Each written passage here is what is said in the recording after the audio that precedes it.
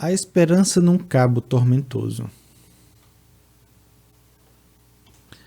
Enquanto Colombo negociava com Dom João II, o rei ele já preparava o envio de uma nova expedição em busca do fim da África. Escalou o escudeiro Bartolomeu Dias para chefiá-la. Como funcionário da Fortaleza da Mina, Dias se tornara um grande especialista na difícil navegação do Golfo da Guiné, com suas calmarias e correntes contrárias. Ele partiu de Lisboa em agosto de 1487, com 2 caravelas de 50 toneladas e uma nau carregada de mantimentos, usada pela primeira vez na história das explorações. Em outubro de 1487, a frota, que contava com a experiência do piloto Pero de Alenquer, chegou ao último ponto visitado por Diogo Cão. Nessa altura, o litoral da África volta a ser desértico. Começa ali a terrível costa da Namíbia, depois chamada de Costa do Esqueleto, por causa das centenas de naufrágios que ocorreram naquela época em que a viagem de Lisboa à Índia se tornou comum. Os últimos dias de 1487, as caravelas de Bartolomeu Dias foram atingidas por uma terrível tempestade que durou 2 semanas e empurrou os navios para longe da costa e para o sul. E como os barcos eram pequenos e os mares frios, se deram todos por mortos. Escreveu o cronista João de Barros. Quando a fúria da tormenta amainou, Dias navegou para o leste, mas não havia visto terra. Se dirigiu então para o norte e, depois de seguir 800 quilômetros, vislumbrou altas montanhas. Havia contornado a África sem vê-la. Em 3 de fevereiro de 1488, Bartolomeu Dias desembarcou no atual Mossel Bay, a 300 quilômetros da cidade do Cabo, na África do Sul. Como a costa se erguia para nordeste, Dias navegou mais 500 quilômetros, tentando encontrar o Oceano Índico. Mas na altura do atual Great Fish River, a tripulação se amotinou e cansada, aterrada pelos mares tumultuosos, forçou a voltar. Na viagem de volta, a frota passou pela sua última ponta da África, que Dias batizou de Cabo das Tormentas, e do qual foi obrigado a se afastar aos prantos, como se para sempre se despedisse de um filho condenado ao exílio. Em dezembro de 1488, 16 meses e 17 dias depois de ter partido, Bartolomeu Dias retornou a Portugal. Tinha dobrado a África, mas fracassara a chegar à Índia. Quando Dias entrou no porto de Lisboa, Cristóvão Colombo estava lá. No início de 1484, Colombo fora praticamente escorraçado do reino.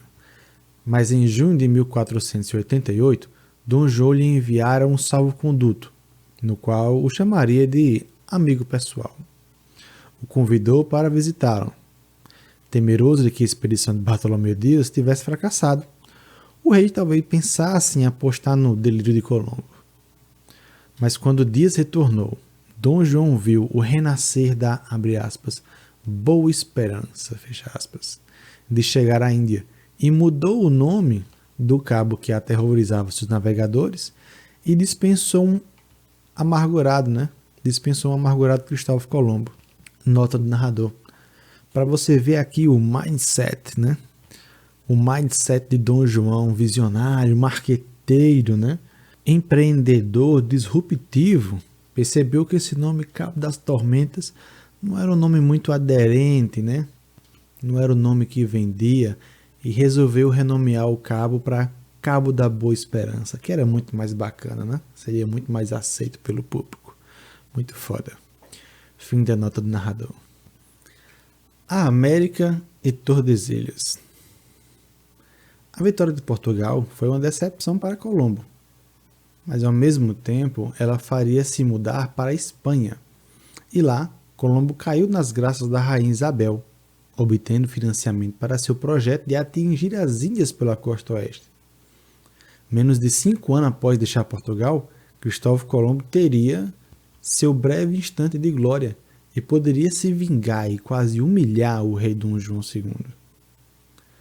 em 4 de março de 1493, Colombo foi forçado, né, a portar em Lisboa para consertar suas duas caravelas, Pinta e Ninha. Estava voltando de sua primeira viagem para o Ocidente e, segundo afirmou para o rei, ao ser recebido na corte, né, acabara de chegar das Índias, que ficavam, como dizia Toscanelli, a apenas 33 dias de navegação ao oeste das Canárias.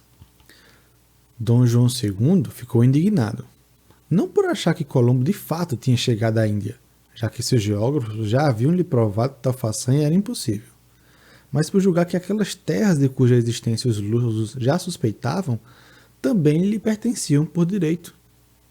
Tal indignação quase fez rebentar uma guerra entre Portugal e Castela, depois de que o Papa Alexandre IV, que era espanhol, assinou em maio de 1493 a bula Intercoetera, concedendo a Castela a posse de todas as terras de, abre aspas, descobertas ou por descobrir, fecha aspas, que ficassem a 100 léguas a oeste do Cabo Verde.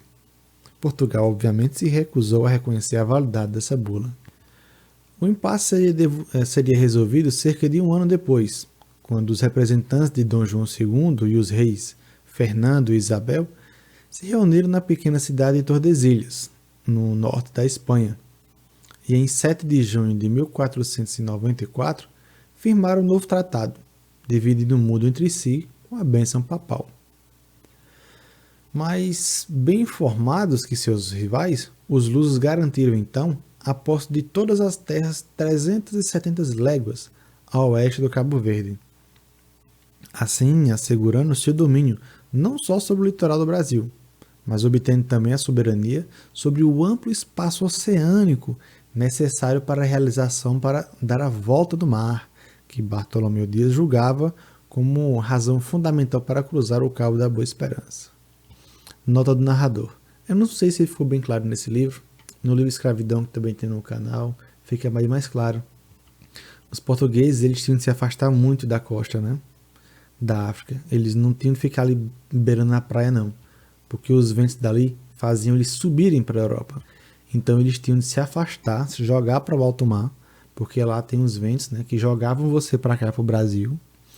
Eles desciam para o sul do Brasil, e lá no sul do Brasil vai ter uns ventos que vai jogar você para a África.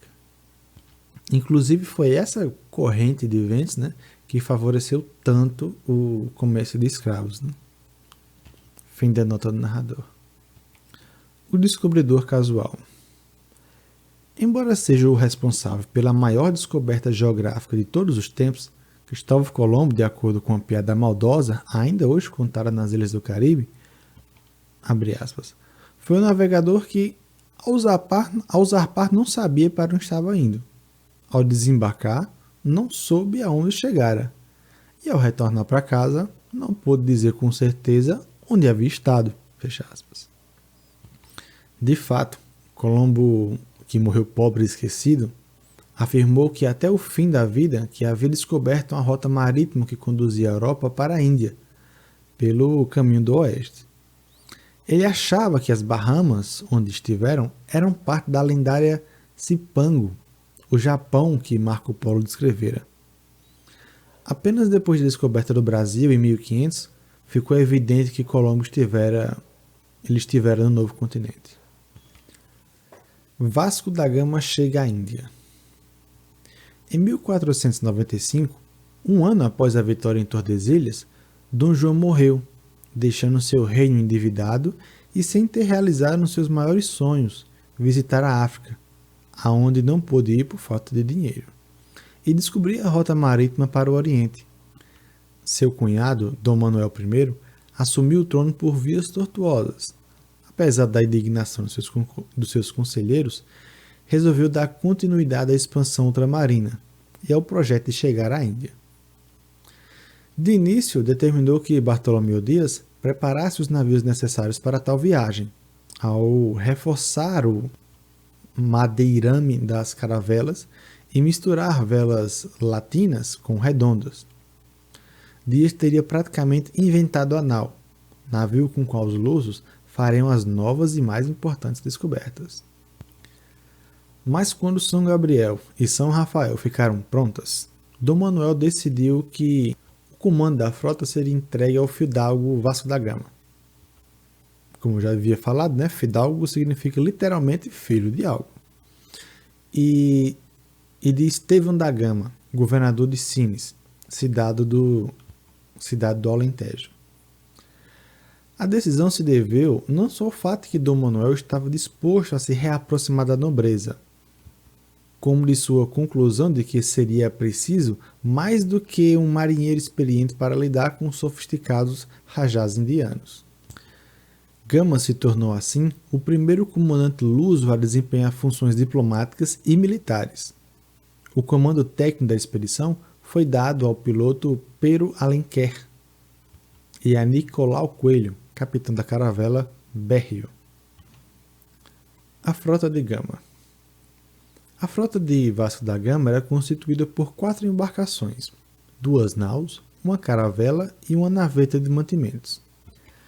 A nau São Gabriel era comandada por Vasco da Gama. A nau São Rafael estava sob a chefia de seu irmão, Paulo da Gama. Nicolau Coelho era o capitão da caravela Berrio. A naveta de mantimentos foi esvaziada de seu conteúdo e queimada ao longo da viagem. Bartolomeu Dias partiu de Lisboa junto com a frota de Gama numa caravela, mas sua missão destinava ao Castelo da Mina, na Guiné, e não à Índia. Com 4 navios e 170 homens, Gama partiu de Lisboa em 8 de junho de 1497. Em agosto chegou a Cabo Verde, de onde zarpou para o sudoeste, em direção ao Mar Aberto, conforme as indicações de Bartolomeu Dias, que se separou da frota e seguiu para Elmina. Ao fim da tarde de 22 de agosto, enquanto se encontrava próximo à costa do Brasil, a frota de Gama avistou aves que pareciam estar indo para a terra. Gama não pôde segui-las, pois logo inverteu seu rumo para leste, em direção à última ponta da África. Em 18 de novembro, depois de árdua batalha contra o mar, a frota de Vasco da Gama se tornou a segunda expedição a dobrar o cabo, agora chamado Boa Esperança. No dia 14 de março de 1498, Gama chegou a Sofala, atual costa de Moçambique. A Sofala do Ouro era o último porto ao qual chegavam os navegantes árabes e hindus. Dali para o sul, o oceano era tabu para eles. Os lusos há muito vinham ouvindo falar de Sofala, que fora visitada por via terrestre por enviados do rei Dom João II. Gama sabia que, ao chegar ali, tudo o que tinha de fazer era seguir as milenares rotas de navegação comercial que uniam a costa oriental, a África e a Índia. Ainda assim, a tarefa foi difícil. A frota portuguesa foi recebida com desconfiança nos portos árabes de Sofala, de Moçambique e no atual Quênia. Mas em Melinde, também Quênia, o sultão local ofereceu o piloto árabe a Gama. Esse homem talvez fosse o lendário Ahmed ibn Majid, um dos maiores navegadores de todos os tempos.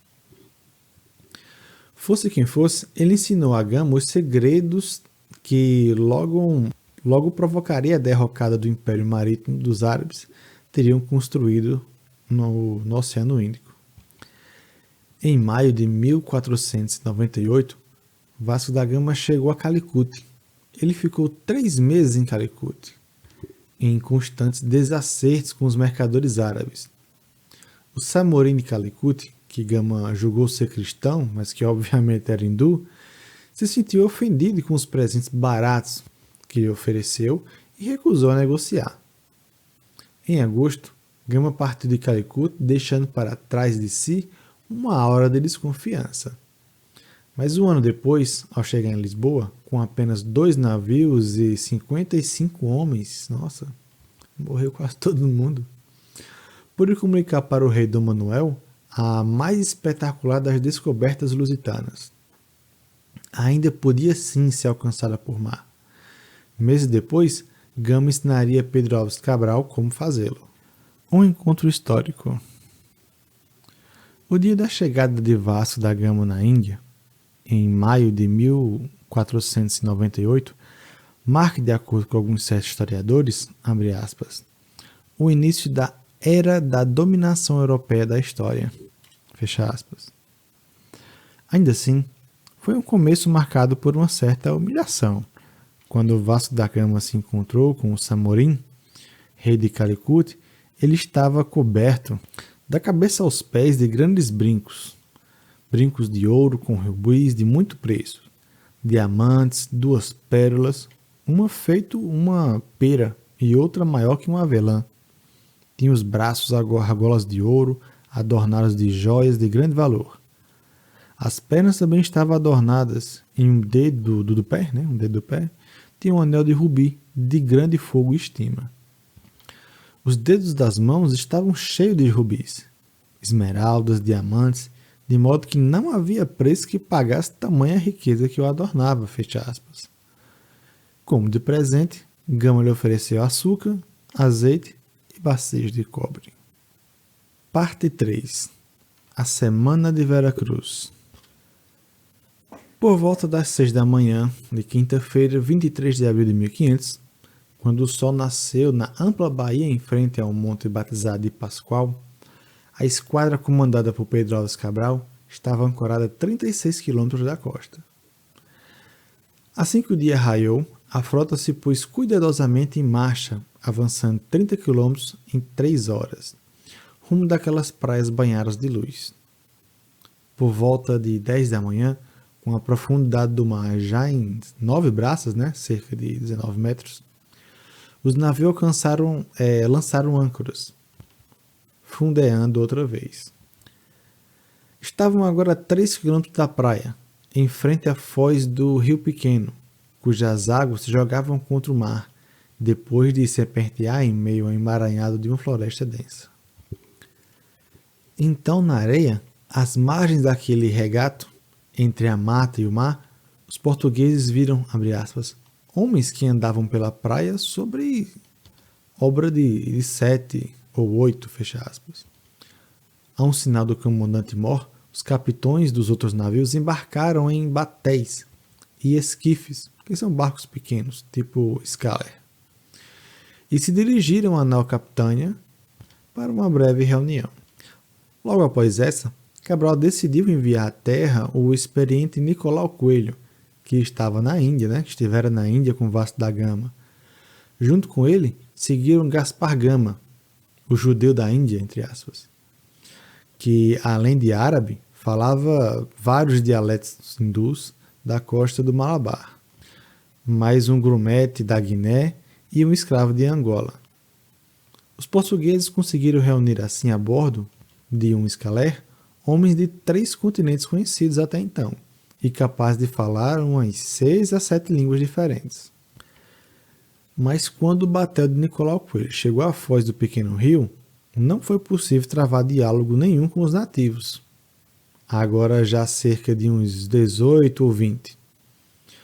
Os rugidos do mar, que começavam a se escalpear, impediram que houvesse fala, abre aspas. A fala ou entendimento, fecha aspas.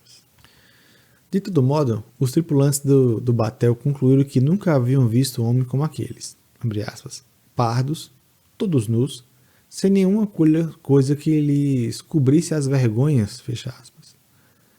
Não era a primeira oportunidade em que os portugueses se deparavam com selvagens desnudos, mas era a primeira vez que tais homens não eram negros. No instante que Escauler tocou o fundo arenoso, os navios se aproximaram do bote, abre aspas, todos rigidamente trazendo as mãos com os arcos e setas. Nicolau Coelho fez um sinal para que pusessem os arcos e eles os pousassem. Então, mesmo que não pudessem ouvir o que gritavam para os outros, os portugueses e indígenas fizeram sua primeira troca.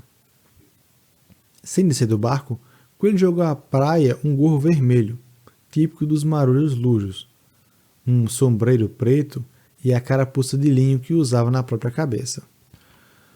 Os nativos lhe retribuíram com um cocar, abre aspas, de penas e aves compridas, com uma copazinha pequena de pequenas penas vermelhas e pardas, como de papagaios, fecha aspas. Além de um colar de contas brancas, talvez búzios, talvez pérolas miúdas. De certa forma, ali se iniciava a aliança entre aquela tribo e os portugueses. Ela iria se prolongar por cerca de 70 anos. Nota: os eventos descritos nesse capítulo se baseiam na descrição feita pela carta de Pero Vaz de Caminha. As citações entre as aspas, exceto onde foi indicado, foram citadas da carta. Fim de nota. Os indígenas com quais Nicolau Coelho travou o primeiro contato eram, saberia mais tarde, do grupo Tupiniquim. Pertenciam à grande família do Tupi-Guarani, que, naquele início do século XVI, ocupava praticamente todo o litoral do Brasil.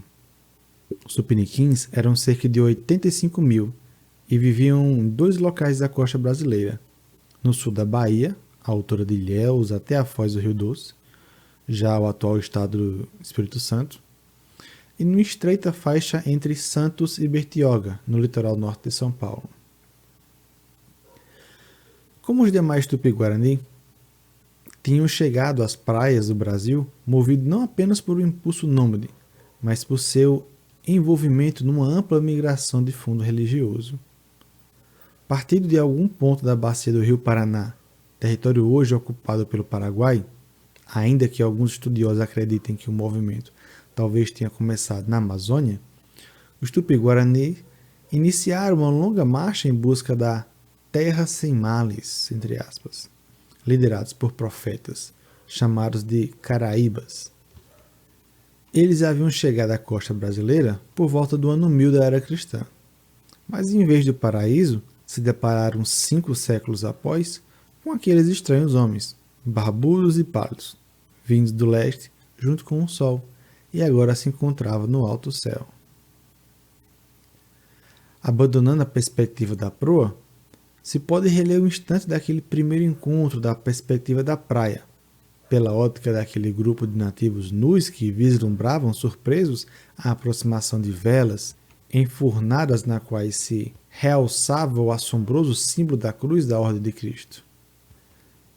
No México, as crônicas astecas escritas na época pouco posterior à chegada de Cabral ao Brasil comprovavam que, ao aportar no Golfo de Veracruz, em 1519, os navios de Hernán Cortés foram vistos como, abre aspas, montanhas flutuantes que andavam sobre as águas, fecha aspas, e os homens que pilotavam tomados por deuses.